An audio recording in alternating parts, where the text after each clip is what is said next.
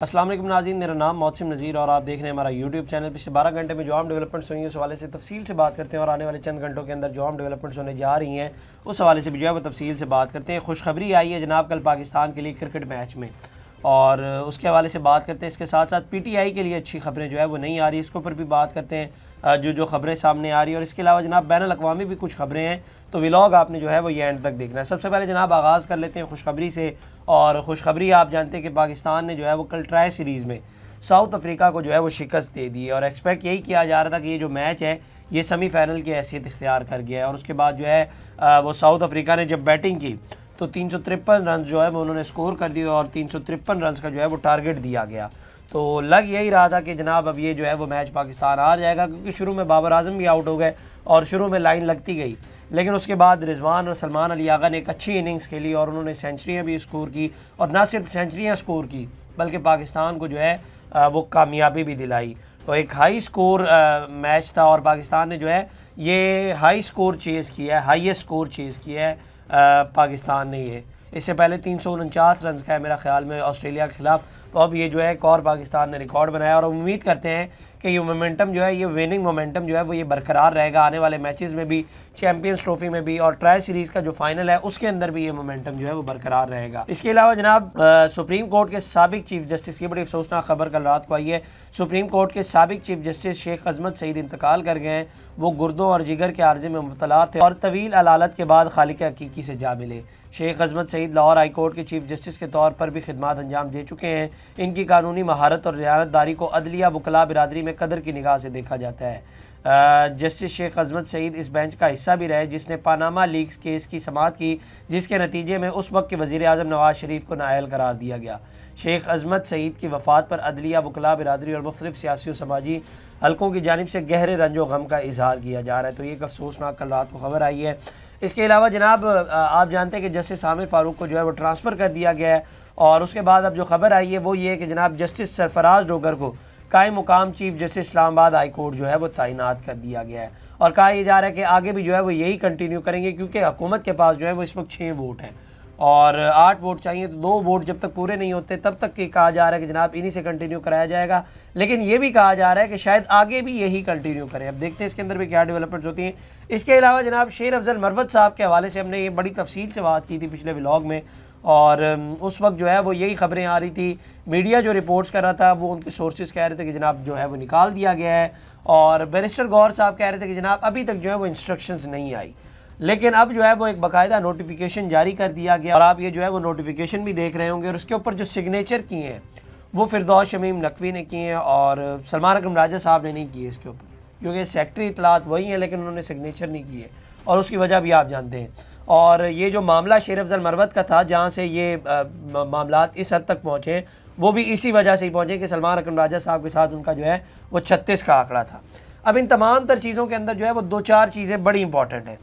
ये जो अभी 8 फरवरी का जलसा गुजरा है, इसके अंदर जो है वो अली अमीन गंडापुर ने शेर अफजल मरवत को बड़ा प्रोटोकॉल दिया है। मतलब उनको अपने साथ लाए, उनको स्टेज तक लेके गए, उनको जो चंद एक उन्होंने अल्फाज अपनी स्पीच में बोले उसका मौका भी अली अमीन गंडापुर नहीं दिया है। कहने वाले ये कह रहे हैं कि जनाब ये जो शिकस्त हुई है, मतलब शेर अफजल मरवत साहब को निकाला है, ये जो है वो शिकस्त अली अमीन गंडापुर को भी हुई है, क्योंकि उन्होंने जिस तरह से मुखालफिन उनके ये कह रहे हैं कि जनाब उनको जब दावत नहीं दी गई थी इस जलसे की, तो आप इन्हें लेकर ही क्यों आए थे। इस बात के ऊपर भी जो है अली अमीन गंडापुर के ऊपर बड़ी तनकीद की जा रही है।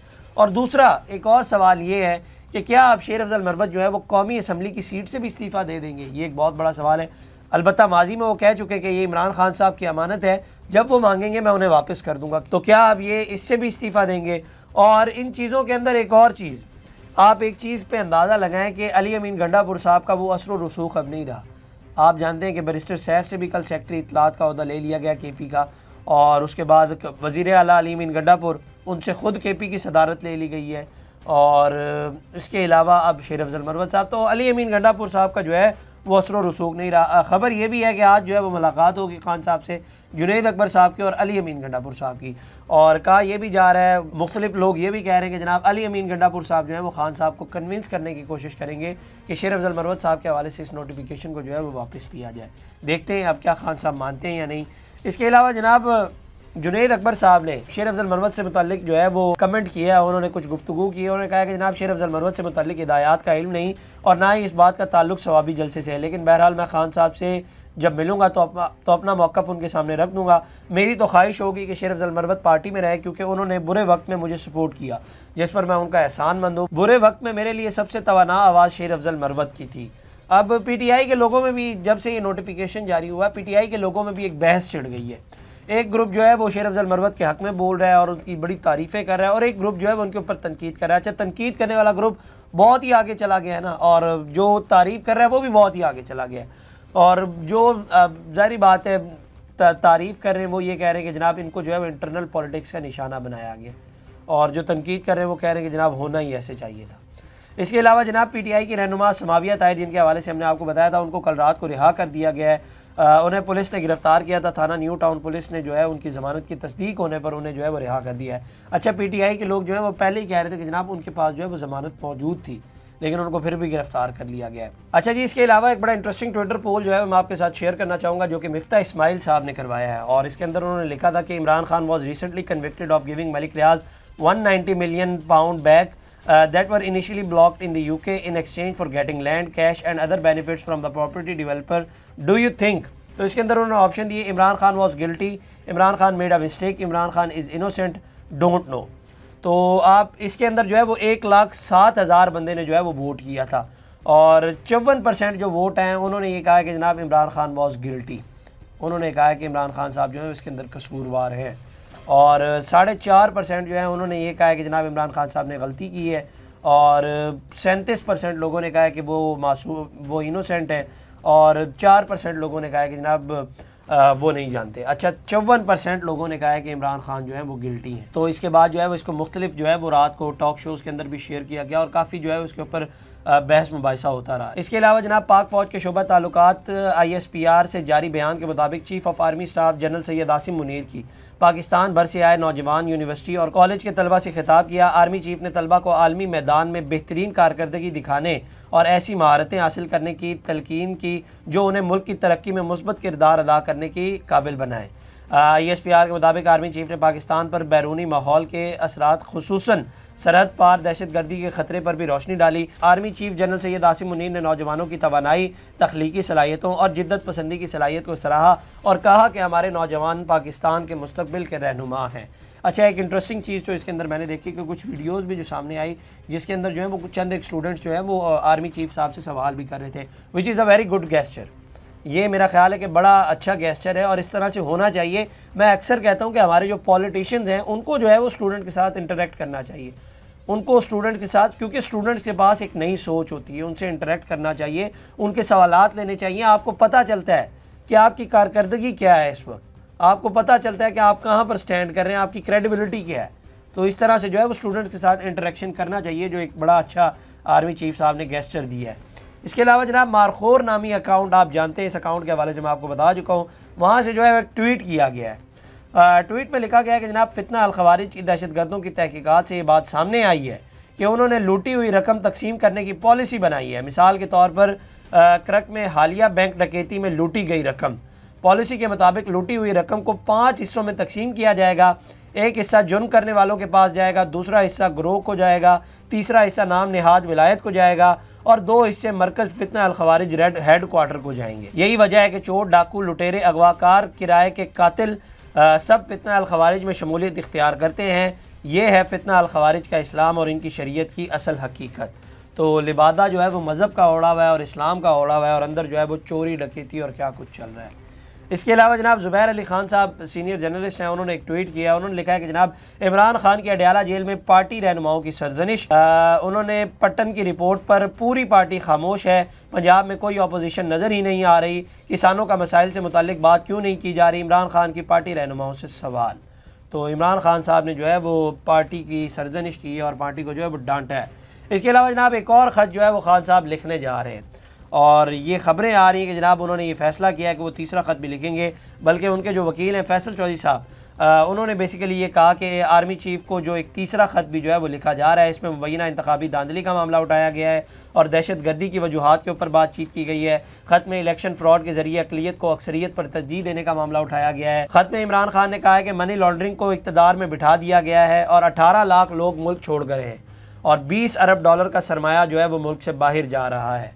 तो एक और ख़त जो है वो आने वाला है। अब इसके अलावा जनाब एक खबर जो आई है वो ये है कि पाकिस्तान तहरीक इंसाफ ने आलमी मालियाती फंड्स IMF को मिशन को डोजियर और ख़त भेज दिया है। और ये डोजियर के हवाले से पहले ही खबरें आ रही थी कि कहा जा रहा था कि डोजियर जो है वो भेजा जाएगा। तो कौमी असम्बली में कायदे हज़्ब इख्तिलाफ पाकिस्तान तहरीक इंसाफ के रहनुमा उमर अयूब ने तस्दीक की है कि इस्लामाबाद में IMF मिशन को डोजियर और ख़त भेज दिया गया है। उन्होंने कहा है कि dossier chief justice of Pakistan को भिजवाया गया है और डोजियर में आम इंतखाबात में धांधली से मुतालिक शवाहिद मौजूद हैं। उनका कहना था कि IMF को इलेक्शन 2024 से मुतालिक गैर सरकारी तंजीम पतन की रिपोर्ट भी भिजवाई गई है। डोजियर में इंतखाबी धांधली से मुतालिक तफसीलात मुंसलिक की गई हैं। चीफ जस्टिस को भिजवाए गए ख़त और तफसीलात को भी IMF वफ़द को भिजवाया गया है।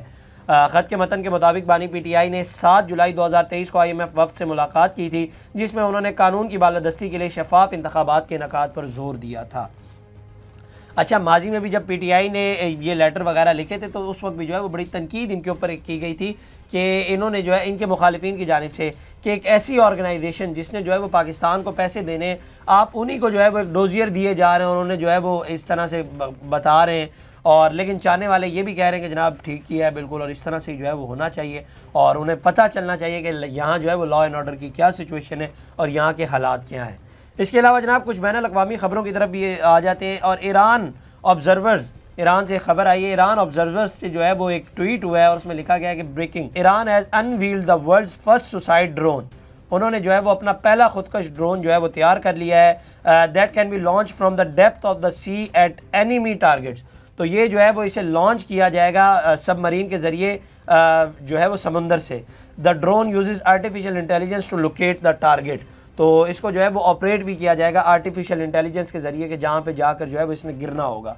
तो ये जो है वो एक इंपॉर्टेंट डेवलपमेंट जो है वो ईरान से आई है। इसके अलावा जनाब एलोन मस्क और डोनाल्ड ट्रंप ने जो है वो मीडिया को ब्रीफिंग दे रहे थे, तो उस दौरान जो है वो एक साफ़ी ने सवाल किया एलोन मस्क से कि जी आपने जिक्र किया था कि मामला बेसिकली क्या था, वो ये था कि जी गज़ा को जो है वो कोई $50 मिलियन के जो है वो कॉन्डम्स भेजे गए हैं और एलोन मस्क ने जो है वो इसके ऊपर तबसरा किया कि जनाब ये देखिए हमारे पैसे कहाँ कहाँ इस्तेमाल किए जा रहे हैं। और ये भी कहा कि जनाब इनके ज़रिए जो है वो दहशत गर्दी भी फैलाई जाती है कि इनके अंदर गैसेस भर के जो है वो इनको फेंका जाता है, जबकि एक्चुअली जो है वो ये $50 मिलियन के जो कॉन्डम्स भेजे गए थे वो गज़ा में नहीं बल्कि वो जगह का नाम है मोज़म्बिक, उसके अंदर जो है वो वहाँ पर ये भेजे गए थे। और कहा यह जा रहा था कि वहाँ पर जो है वो HIV के केसेस बहुत ज़्यादा रिपोर्ट हो रहे हैं जिसकी वजह से जो है वो ये भेजे गए थे वहाँ पर। लेकिन एलोन मस्क ने जो है वो बगैर चेक किए ही शेयर कर दिया और इसके ऊपर तबसरा भी कर दिया। तो साफ़ी ने इस दौरान इसके ऊपर जो है वो सवाल किया, तो उसने जो है वो बात को गोल मटोल कर दी। उसने कहा जी ठीक है मैं अपनी गलती मानता हूँ और ये वो हम इसको ठीक कर देंगे। तो ये ख़बर शेयर करने का मकसद ये है कि जब से एलोन मस्क ने ट्विटर को जो है वो टेक ओवर किया है उसके बाद से जो है वो ये बहुत सारी खबरें आए दिन आती हैं कि जनाब ट्विटर के ऊपर जो है वो फेक न्यूज़ बहुत ज़्यादा है और इस शख्स ने जो है वो इसका कोई अभी तक सद्देबाब नहीं निकाला, मतलब इस चीज़ का कोई सल्यूशन नहीं निकाला गया कि कोई भी आकर फेक न्यूज़ जो है वो दे देता है इसके ऊपर। ये एक बहुत बड़ी एग्जांपल मैं अभी आपके साथ शेयर कर चुका हूँ। इसके अलावा एक और चीज़ के ऊपर जो है वो इसके ऊपर तनकीद हो रही है कि जनाब ये जो है वो ओवल ऑफिस के अंदर अपने बेटे को जो है वो इन्होंने कंधों के ऊपर उठाया और इस बात के ऊपर तनकीद हो रही है कि कोई डेकोरम नहीं है या कोई मतलब आप ओवल ऑफिस में बैठे हुए हैं और प्रेसिडेंट ऑफ अमेरिका आपके साथ बैठे हुए हैं, उनके साथ आप बैठे हुए आप ब्रीफिंग दे रहे हैं, लेकिन आप जो है वो इतना नॉन सीरियस एटीट्यूड है कि आप इस तरह से जो है वो वहाँ पर खड़े हुए हैं। तो इसके ऊपर भी जो है इनके ऊपर बहुत ज़्यादा तनकीद हो रही है। तो ये जनाब अब तक की डेवलपमेंट थी। अगली वीडियो में आपसे दोबारा मुलाकात करेंगे अल्लाह ने के बाद। इस तरह की और वीडियोस देखने के लिए सब्सक्राइब कीजिए हमारा चैनल और देखते रहिए PSPKG न्यूज़।